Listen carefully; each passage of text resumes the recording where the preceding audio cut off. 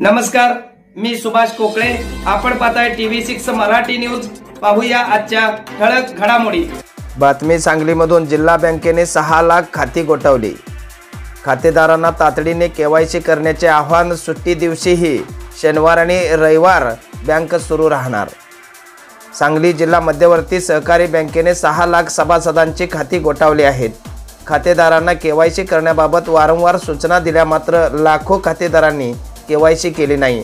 त्यामुळे बँक प्रशासनाने कडक भूमिका घेतली आहे. दरम्यान खातेदारांनी तातडीने बँकेशी संपर्क साधून KYC करावी. यासाठी सुट्टी दिवशीही शनिवार व रविवार बँकेचे कामकाज सुरू राहणार असल्याची माहिती मुख्य कार्यकारी अधिकारी शिवाजीराव वाघ यांनी सांगितली.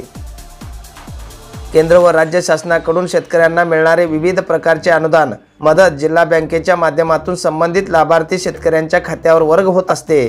सध्या अतिवृष्टी, पीक विमा व अन्य प्रकारची मदत प्रशासनाकडून जमा होत आहे. मात्र अनेक शेतकऱ्यांची KYC नसल्याने त्यांच्या खात्यावर मदत वर्ग करण्यात अडचणी येत आहेत.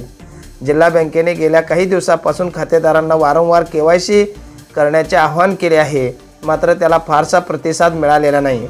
त्यामुळे आता बँकेने खातेदारांच्या मोबाईल नंबरवर मेसेज करून KYC करण्याचे आवाहन केले आहे. सुमारे 24 लाख खातेदारांना मेसेज पाठवले आहेत. शासन अनुदानास पात्र 6 लाख खातेदारांची बँक खाती KYC साठी गोठवण्यात आली आहेत. या सर्व खातेदारांनी आधार कार्ड व पॅन कार्ड घेऊन बँकेशी संपर्क करावा आणि KYC करावी. त्यानंतर त्यांचे खाते पूर्ववत सुरू होईल. KYC साठी शनिवार दिनांक 22 व रविवार दिनांक 23 रोजी जिल्हा बँकेच्या सर्व शाखा सुरू राहणार आहेत.